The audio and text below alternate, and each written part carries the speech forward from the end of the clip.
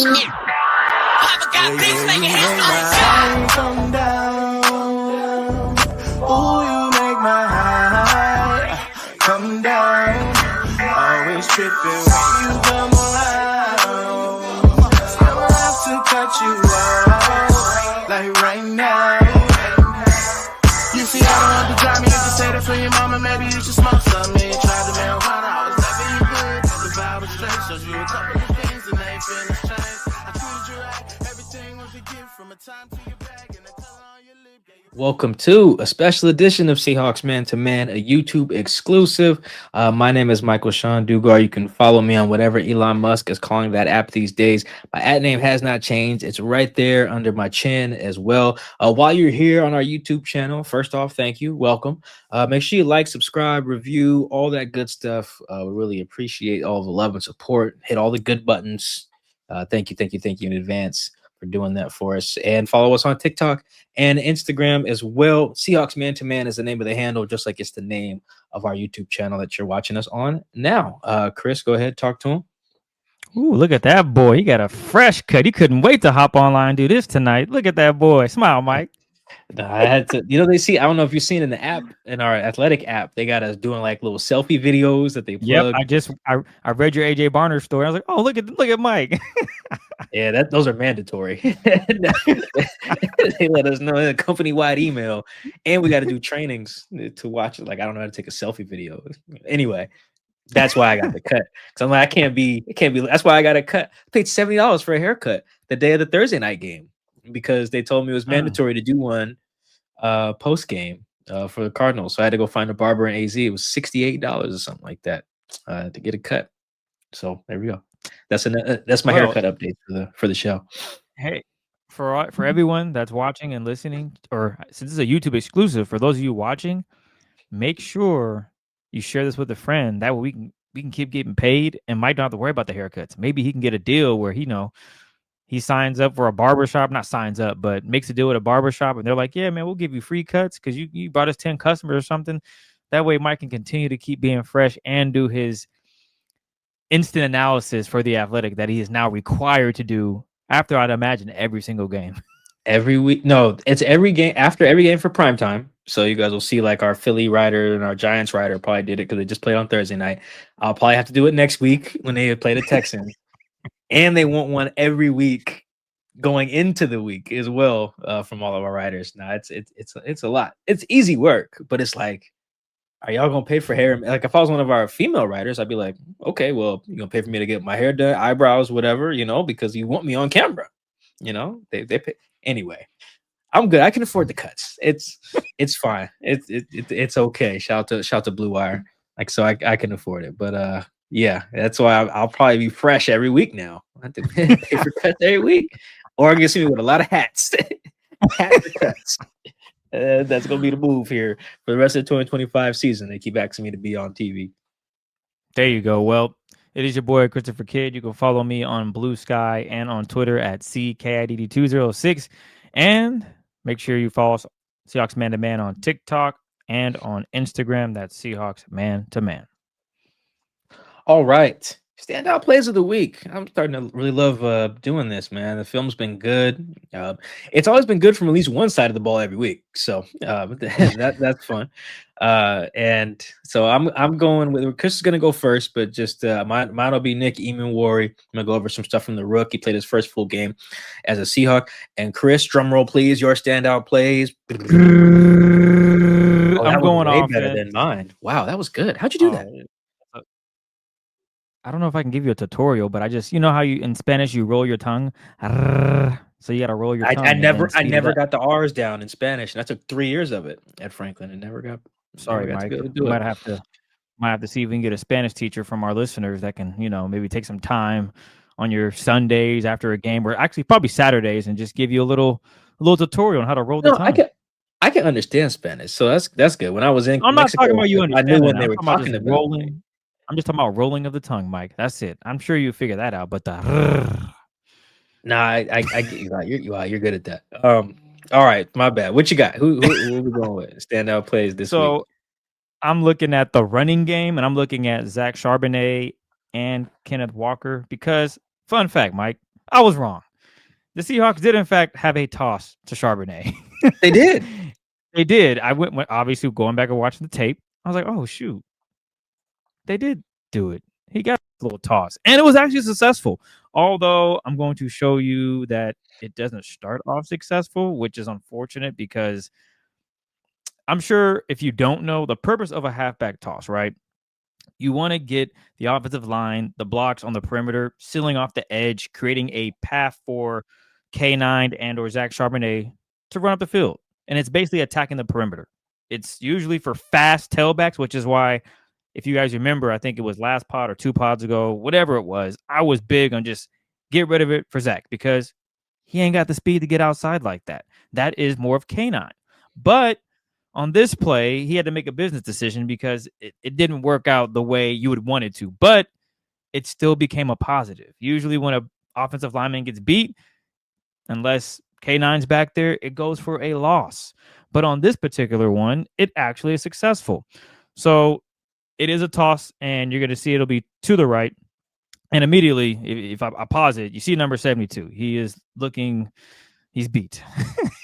Not a good sign for my boy 72. He's off to a rough start on this particular play because now Zach is like, holy moly, I got the ball 5-6 yards behind the line of scrimmage, and I see a defensive end getting ready to run full speed at me. Now, if you look, everyone else is doing their job. Everyone is basically doing their part, going head up with a defender. Perfect. Cooper Kupp's about to go dig out number 27. That's all looking good. The problem is that number 72. Okay, that's where the issue is. It's, oh, shoot. Yeah, I need to get to the edge. Now, the purpose of this run is to do what? As I mentioned, get to the edge. So, Zach Charbonnet, he's probably trying to bounce this inside. If 72 does his part and turns him, he could hit the hash and go straight up the field potentially. But it's, again, an outside run. It's an outside toss. So, Zach's like, well, this play is dead. So, he continues, and then he has to cut it because, oh, the big man. And, again, A.J. Barner does a good job. Hands up. Let's go of the, I believe that's a DB. And then you see Cooper Kupp. He's doing his part. You got another receiver blocking. So everyone's doing their part on this. And Zach Charbonnet is able to get a positive gain of about 8 yards. And this, here's a better look at it. So 72. Come on, man. Bradford, what are we doing, man? That's just not. Oh, no, that's Abe. Oh, number 72. Excuse me. That is Abe. Abe, you are a veteran with the neck roll, too. That's. Be better, my friend. I don't know why he's doing the neck roll this year. Remind me to ask him next time I see him. Yes. I don't know why he's doing it either, but he looks very menacing. But I need you to win that block. I mean, if you win, this is a potentially even better play. But Zach Charbonnet has to hit the outside, which is fine. And he gets a positive gain. The reason why I'm showing this first is because, unfortunately, the next run that I'm going to show you is an example of someone not bouncing it outside and trying to take it inside and it not being successful. So Abe gets beat off the line of scrimmage, not your best, but Zach's able to bounce it outside and make something positive from it. So remember, on these outside runs, on tosses, they're trying to get what? Trying to get to the outside, trying to get to the edge. And it's best when you get outside because now you got the pulling guards and tackles. They're looking for little guys, looking for DBs. And that's 9 times out of 10 pancakes. So here we go with Ken Walker. It's literally the same play. They just fake it one way, sending JSN, trying to make the defense shift one way, get their eyes going one way, and then go another. And I like this for K9 because what does K9 have? K9 has the speed to attack the perimeter and get out of there and potentially take it to the house, especially when he's going towards the sideline. But unfortunately, it don't work out that way. So I'm going to show you. Nice little fake, get the defense rolling one way, looking one way, and then flipping it back to another. So right now, as you can see, you got some big guys moving. All right, Jake Bobo, number 19, he's cracking back on a defensive end there. Beautiful. Love it. That's great. It's looking promising. All right, we're going to keep rolling it. Boom. What makes me mad is K9, he doesn't have the patience. He is already looking to go up the field.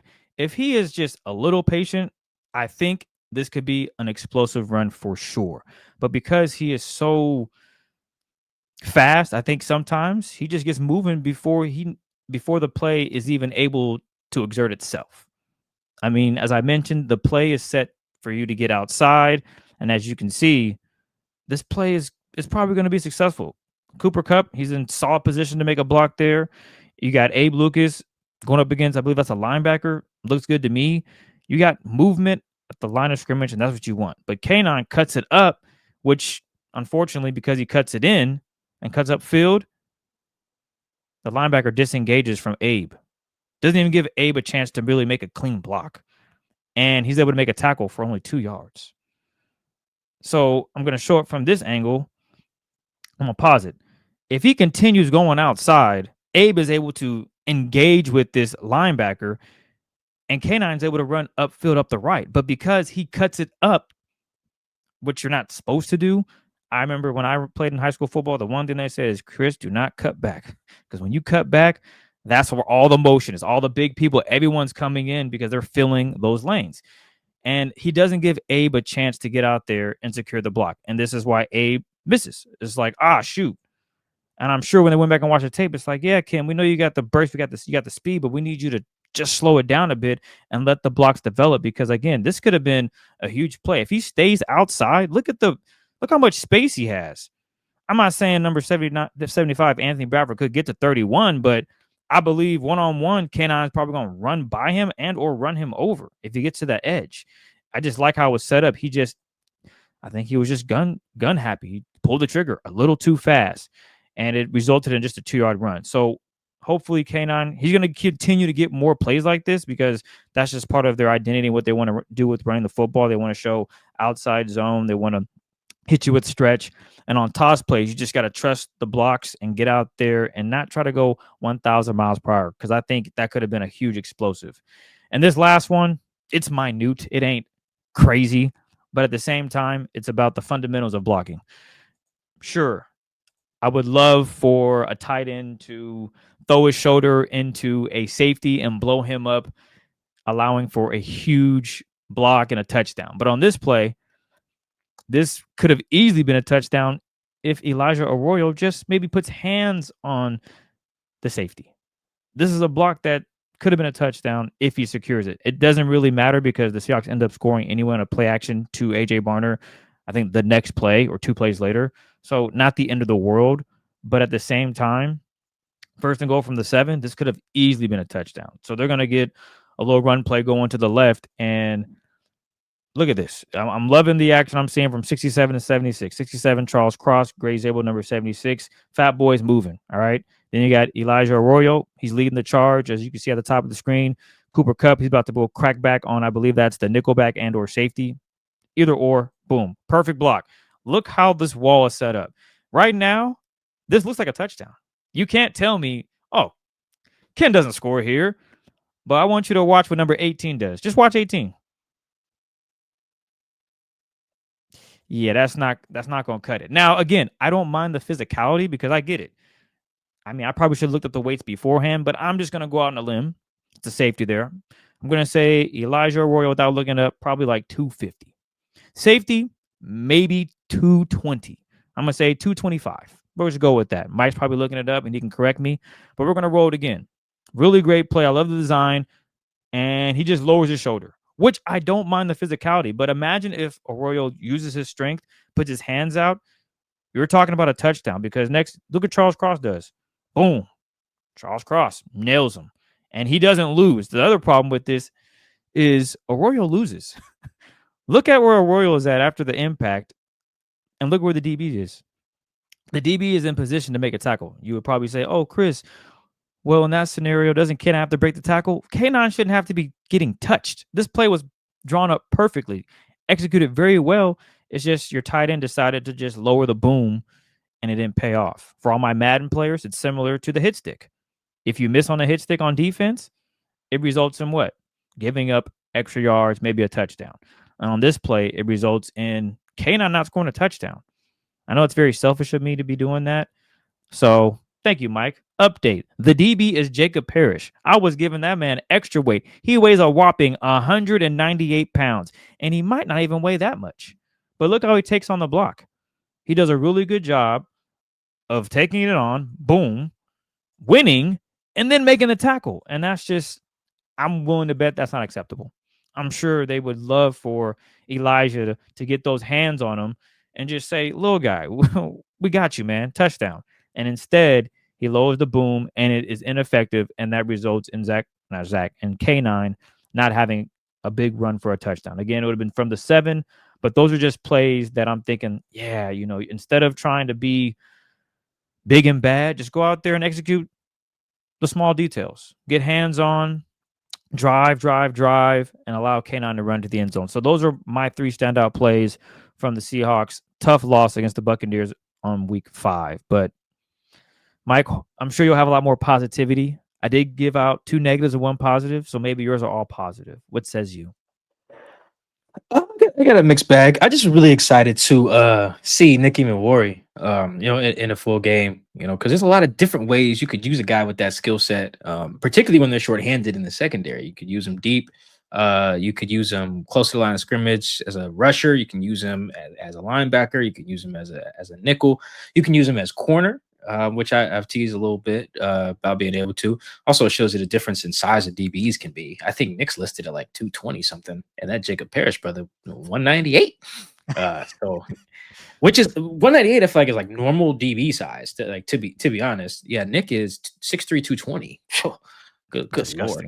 Yeah, no, and can run. Oh boy. So I was excited to see how they were going to use him some of the different ways. I imagine they probably would have a little bit more flexibility with Spoon with J Love, but saw some like, okay, great. This is we whiffed on this, but then we can go back and fix it. It's very fixable stuff. Coverage, rushing the passer. And then one play where he just does the good DB thing like that Jacob Parrish brother just did. And Chris, I can tell you right now, you don't got to guess whether that's unacceptable. You're right. Elijah put some hands on him. That's a touchdown. That's touchdown. You don't get cracked by DBs and let the DB make the tackle. Yeah, that's how you get yelled at in film. All right, so let's start with this first Nick Emmanwori play. I love this. I honestly believe that I think we did the same standout play from Jamal Adams doing this almost exact same thing, I want to say, against the Bengals in 2023. But so Nick is going to be, I think they're in their nickel package, a big nickel. But I believe the Bucs are in their what are they in? I think they're in 11 personnel, which they are. So this is important, the personnel, because this is why I wasn't sure where they could use Nick, because 11 personnel, 3 receivers, 1 tight end. Not to say they couldn't use him, but like he's kind of been used more often than when they got their tight ends on the field or in other heavy personnel packages, because he is like 220 and more of a safety than like a true nickel like Spoon, right? He's a big nickel. And so instead of having them on when they're in like 12 personnel, which 2 tight ends, I'm like, no. You put 3 receivers on the field. We trust Nick out here. All right. So that's him in the slot, basically, top of your screen. He's lined up against Mecca Ibuka, which, as we saw in this game, that can be a mismatch. And what he's got, there's a lot of space there for Mecca to work, a lot of space for Nick to cover. What down is this? I think this is first down. This is in the red zone. So I really like this. So I want to play. Just watch Mecca and Nick. All right. There's a lot that can happen right here. Like he can hook up, he can run out, he can cut in. Now he's got help from Kobe, who cuts in. Or he can do what he does right here and take it up the seam. So there's a few take a goal ball, which is basically what this ends up being, a slot fade. This is a tough cover for a rook against the other team's best dude. And Nick's right there. I love it. Let's run that back. Because now Baker's kind of checking there too. Like I'm honestly surprised Baker didn't throw this. He could have. But the coverage was just there enough that he like when he's looking at it, that's a dangerous throw. Because there's not really a ton of help. Like you put that on the front pylon or back shoulder, honestly, is probably where that could go. It could be a touchdown, but Nick makes it so you at least have to think about it. Like he's not just like cooked against the other team's best dude, and he don't throw that. And I forget where he ends up throwing. Oh, he ends up scrambling and throwing it to Sterling. Also good. Let's watch Nick again up here. Also good, like kind of scramble secondary stuff. Like now he's still in bounds and Mecca didn't run himself out of the play. Bad by Mecca, but it's not a Bucs podcast. But that's important as well because you guys saw how the Bucs tied the game. Nehemiah got thrown out of bounds and the Sterling Shepard stayed inbounds and then the game was tied. So there are some rules that you want your guys to follow. in these instances. So I like that. It jumped off like right away when I watched it. I'm like, oh, that's good stuff against the other team's best guy. It's not like blanketed, but again, like when Baker, let's look at what Baker's looking at here. Like, can Baker throw that right here? Oh, he's not looking no more, but like, can he throw that? Yes. But it's in the point where your rookie is covering it enough where you could expect him to probably make a play on that. It would take like a hell of a back shoulder hookup to make that happen, which he could have done. All right, this is, I believe, this is the very next play. I think this is third down, and Nick this is in dime. This is one of the few times they've used their dime 6DB package. So if you're wondering where Ernest is, so that's Nick in the middle of the field there. And if you're wondering where Ernest is right there over the right guard, like kind of in the B gap, like he's about to rush. I believe that's where Ernest is. And you got D Hall way out wide, or on the hash in the bottom of the screen there. So you got 5 guys on the line, funky front because it's third down, and then it looks like they're gonna send 5 and then have just all their DBs. Kendrick's in, Ty's in, Kobe's in, Reek's in, Job's in. And I like this because now you got basically Nick is your middle linebacker damn near on this. So I like that. Just another different way to use him. Kind of one of the ways they probably envisioned where it's like we can get real funky on third downs. So this is cool. All right. So run this. I'm going to just run it through. And Nick takes away what probably would have been the read after Job. And it ends up being he slides and they kick a field goal. Right. So let's start it again. This is the previous play before. I really like this from Nick. Right. So first, let's look up top. Let's look at Job. It's not like the Job show, but I thought this was good. Get hands on your boy. Another one where Baker could throw that. Probably got to be a back shoulder. So these guys are covering. Good for them. So we're going to look in the middle of the field here. I'm not really sure what Reek is doing at the bottom.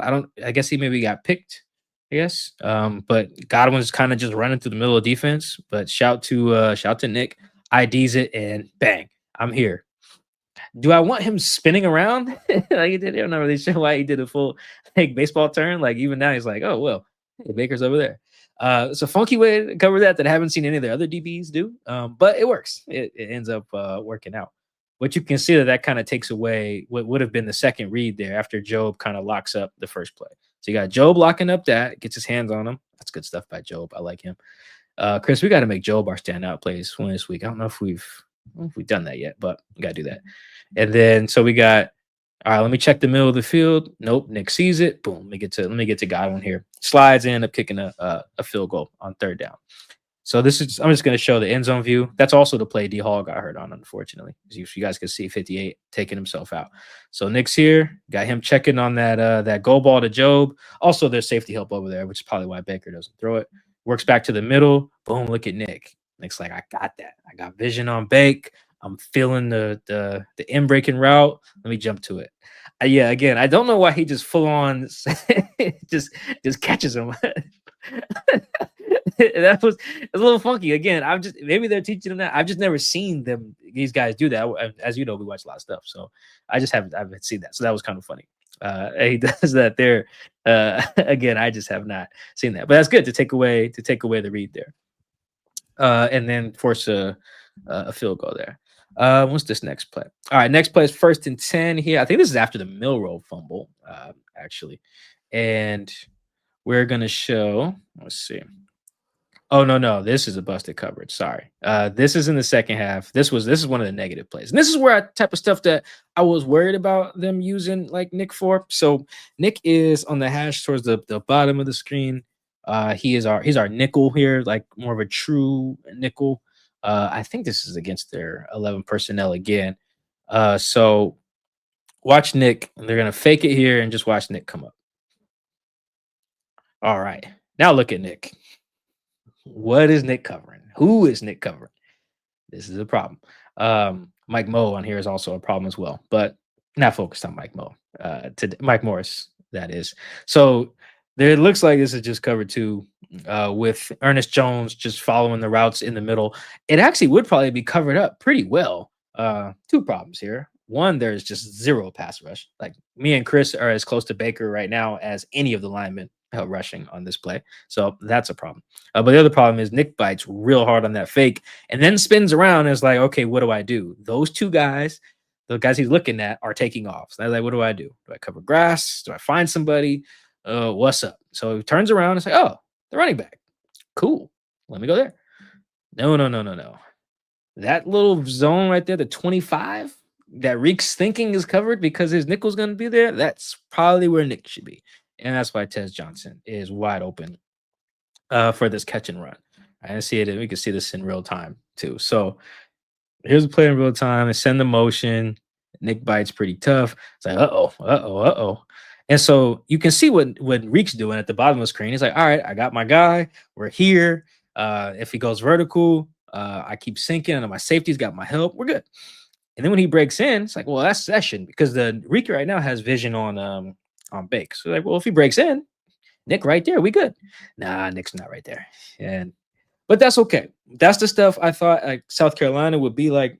After watching him at South Carolina, I was like, Nick seems to be a much better player than when whatever he's supposed to be guarding is in front of him. Just to feel the stuff behind him. Didn't just, at least on college tapes, didn't look as confident doing it. Like even had some times where he tried to turn and run and cover stuff and just fell on his face. I remember that happening against LSU. I just remember thinking, yeah, okay, there's a way to use this guy. Just try to keep his assignments in front of him. Like the first few plays I just showed. And maybe that's why, Chris, that he just did a full-on turn to Godwin on the cut. He's like, I just need to see my guy instead of feeling that route behind him. And there's some other good examples where Nick feels stuff out. But like this exact play is where I was like, okay, they could have some issues here because I want this guy to be able to see what he's covering. Because then when he doesn't, legitimately just led to an explosive. But that's good, though. I'm sure Carl Scott and then went over that with him. Quick fix. Have better eyes on the play action fake. Shouldn't be a problem against the Jags. But if you wonder how Nick looked, that's the example. All right. This should be Nick as a pass rusher here. He's on the hash, lined up on the line. They use him a lot of different ways. I really liked this. You can already see the plan. Like Mike McDonald's going to use this guy, not totally like Kyle Hamilton, but more like Spoon with more muscle, which is great because Spoon already tackles like the Hulk without much muscle. So good for him. So we got Nick here. I like the little like attempt at the Matrix move. That was cool. It's actually probably could have been a sack if Ty Okada up at the top of the screen here. Ty rotates down. If Ty actually just keeps sinking and Baker maybe thinks about that a little bit more, Nick has time to get there, but that's okay. It doesn't matter. Well, it does. Like Ty should do that, but he doesn't, and it's all right. But I'm gonna show the end zone view of Nick here because he tries a similar move earlier and ends up getting like pushed in the back by the tackle, and Baker ends up scrambling for a first down in the first quarter. Here he tries it again on a tight end, and the tight end recovers really well. 87, forget what his name is, but he actually recovers on this move pretty well. But just like it's good athleticism here. Whoop, shoot.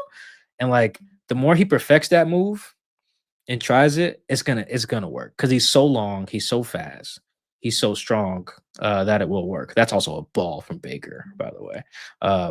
The next thing for Nick, I'm not like no pass rush specialist, but I guess if he takes his inside arm and like rips through there, that's probably a sack. But again, first game, full game.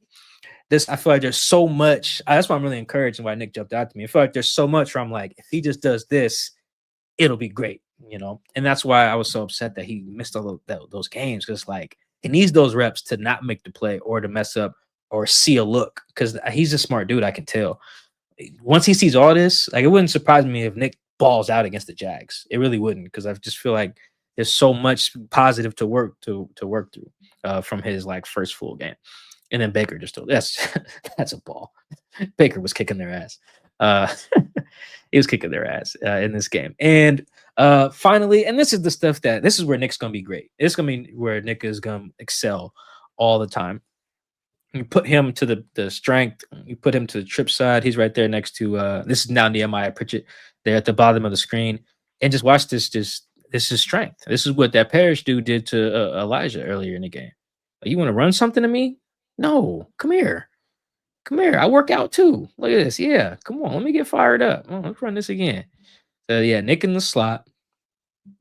It's like, oh, you want to try to run to my side? Come on, boom. I think Mecca's supposed to block him, so he beats that block and just pushes Chris Godwin because it's fun.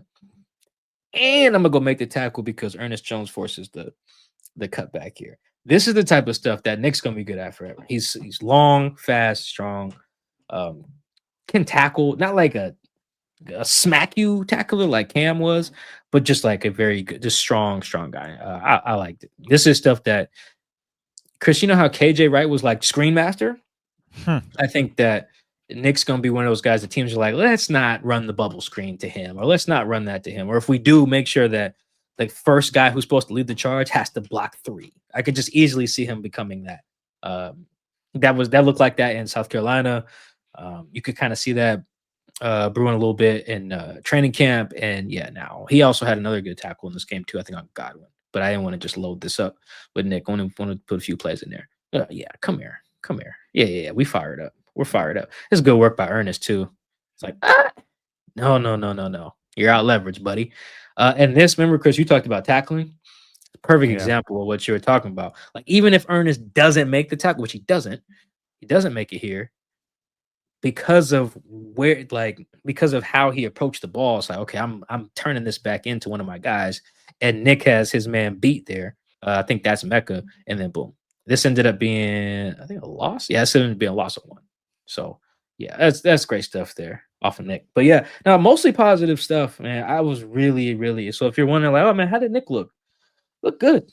A lot of stuff I think you could work with. Some good, some like, okay, he's a rookie, but I mean that's what I expected from all these guys, from Grace Abel, from Robbie Oots, Elijah Arroyo, same thing. They're playing a lot of young bucks, Troy Horton.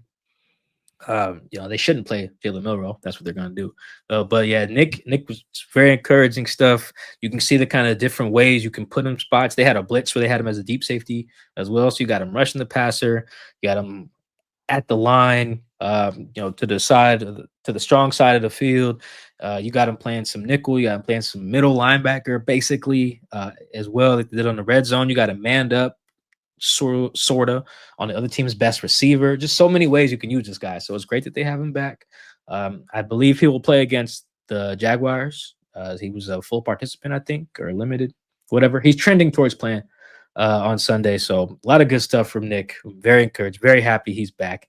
And Chris, what feels like when they get everybody back, Spoon, J Love, Nick, Reek, Kobe together. Oh yeah, we're gonna see some good stuff. It's particularly with Nick. Like Nick's gonna get his ops. They're gonna put the ball near him.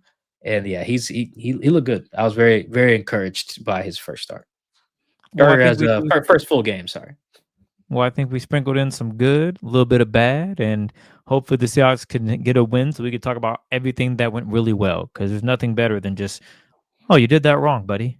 Hey, what are you doing? So I'm not acting like a coach, but the tape doesn't lie. You can go rewatch it and see things that were missed, as I mentioned with Elijah Arroyo. Hey man, put them paws out there and drive little dude into the end zone instead of trying to shoulder check him. Which I get it. You're thinking, oh, I can lay little dude out and make an impact block because you want, that gets everyone fired up. So I understand it, but at the same time, it doesn't hurt to do fundamental stuff.